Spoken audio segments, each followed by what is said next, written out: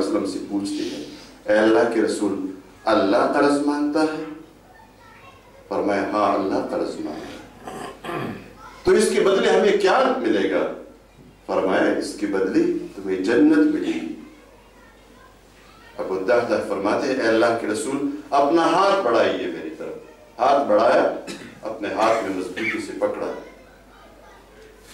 اور کہا اے اللہ کے رسول میرے تمام باغوں میں سب سے بہترین باغ بے روحا کا باغ ہے میرا، جس میں 600 کھجور کے بھرے ہوئے درخت ہے، یہ سب ثمر اور درخت ہے، پھل دینے والے درخت ہے، اور اس باغ کے اندر میرا اپنا گھر بھی ہے۔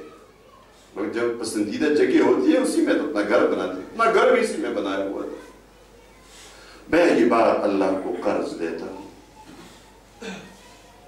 باغ قبول ہوگی، ٹھیک ہے۔ ابو الدرداء چلے گئے اپنے باغ میں اور اندر بھی نہیں گئے، باہر سے اپنی بیوی کو آواز دی، اپنا گھر باغ سب اندر ہے۔ بیوی سے کہتا ہے دہدہ کی ماں نکلا، بچوں کو بھی نکال لاؤ اس باغ سے۔ کہتی ہے دہدہ کے باپ کیا ہو گیا ہے؟ وہ کہتا ہے یہ میں نے اللہ کو قرض دے دیا ہے۔ تو وہ کہتے ہیں قرض دے دیا تو تمہیں کیا ملے گا؟ کہا اس کے بدلے ہمیں جنت ملے گی، ہمیں جنت ملے گی۔ دہدہ کی ماں کیا کہتی ہیں؟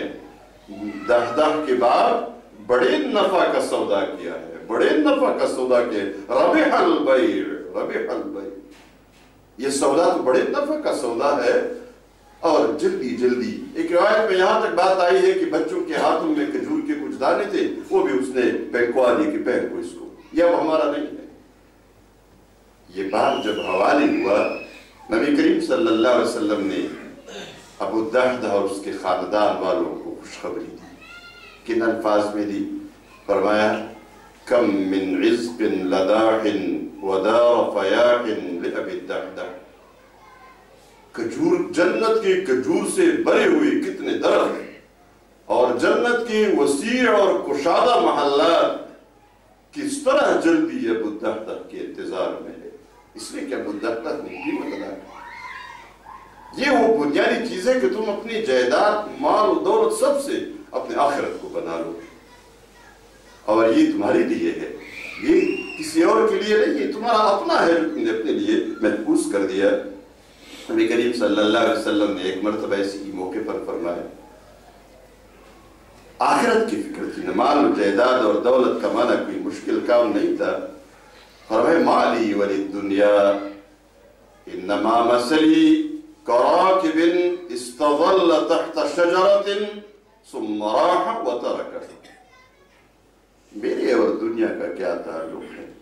اتنا تعلق ہے کہ ایک مسافر راستے پہ جا رہا تھا اور راستے میں وہ تھک گیا، تھکنے کے بعد اس نے ایک درخت کی نیچے تھوڑا سا آرام کیا اور آرام کرنے کے بعد سیدھا چل پڑا اپنے منزل کی طرف۔ آخرت کی منزل ہے، آخرت کی منزل ہے۔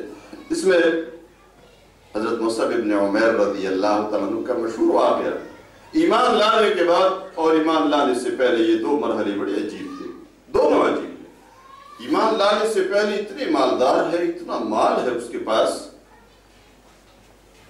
کہ مکہ کی گلیوں میں گھومتے تو عورتیں گھروں کے اندر خوشبو محسوس کرتی ہے کہ یہ مصعب جا رہا ہے۔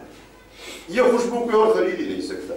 بازار میں کبھی کبھی آپ خریداری کے لیے جاتے ہیں اور دکاندار کوئی ایسا کپڑا سامنے رکھ دیتا ہے کہ آپ کپڑے خریدتے ہیں، یہ 120 روپے میٹر، 120 درہم کا میٹر ہے، تو آپ کیا کہتے ہیں؟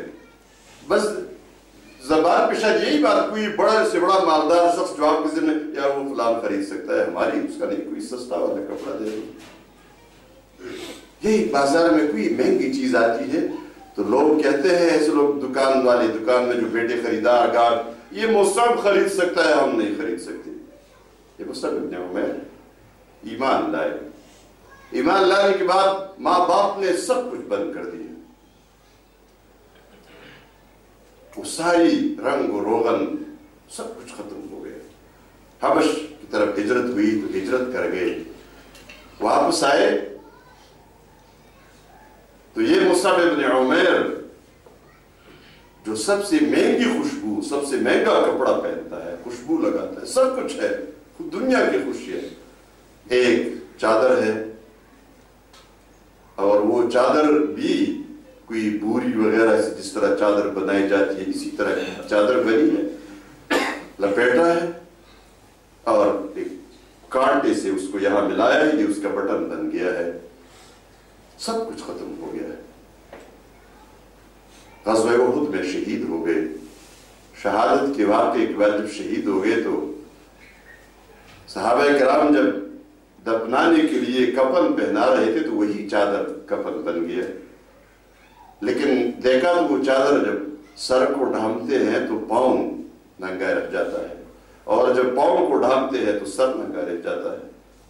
پوچھا رسول اللہ صلی اللہ علیہ وسلم سے صحابہ نے، اے اللہ کے رسول مصعب کی حالت یہ ہے، کیا کیا جائے؟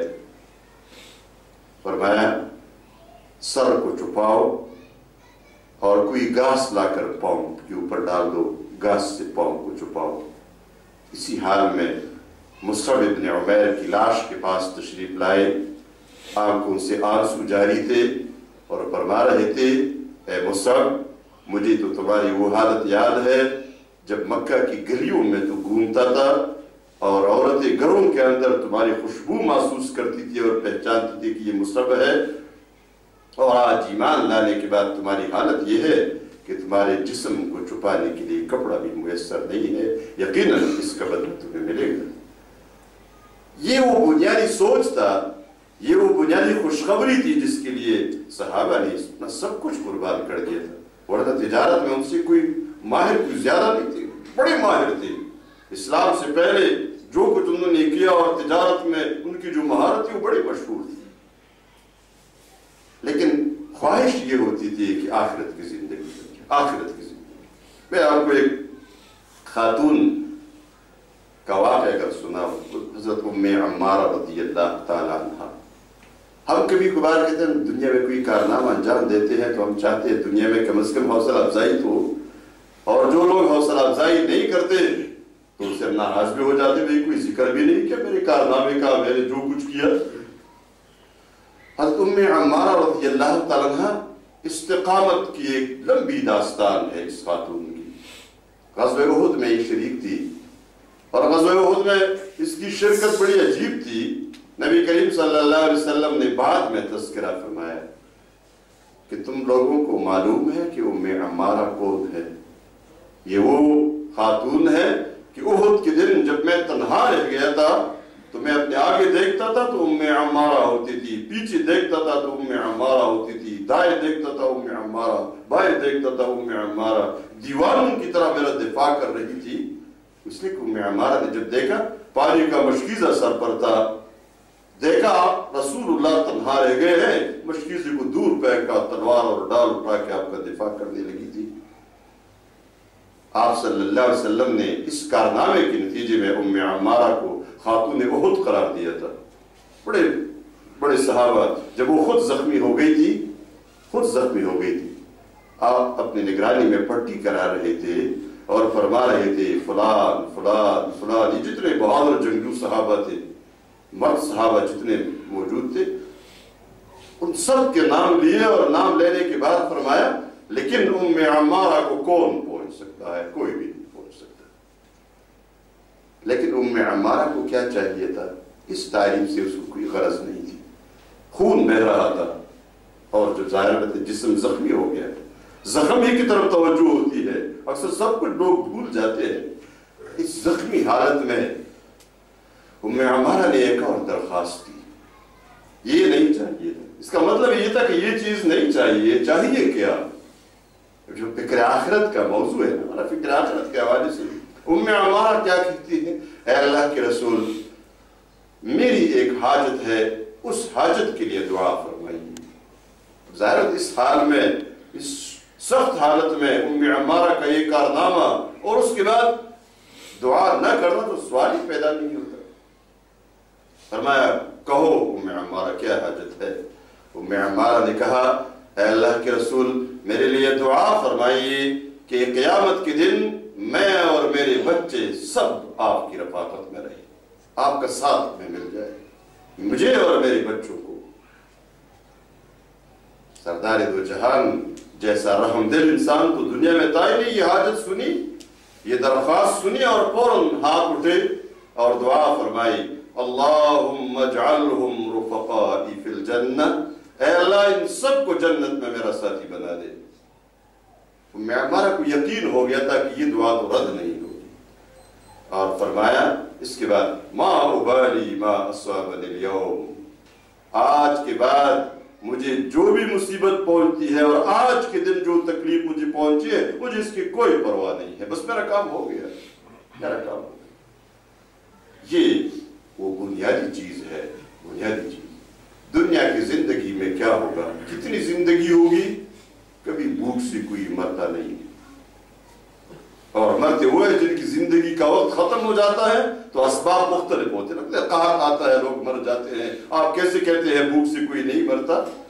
موت کے اسباب ہوتے ہیں, کبھی آپ کا ہارٹ فیل ہو جاتا ہے, کبھی آپ کو برین ہیمریج ہو جاتا ہے, اور کبھی اسی طرح اللہ تمہاری روزی بند کر دیتا ہے کہ اسی وقت پر جو ایک سیکنڈ نہ آگے ہوتا ہے نہ پہلے.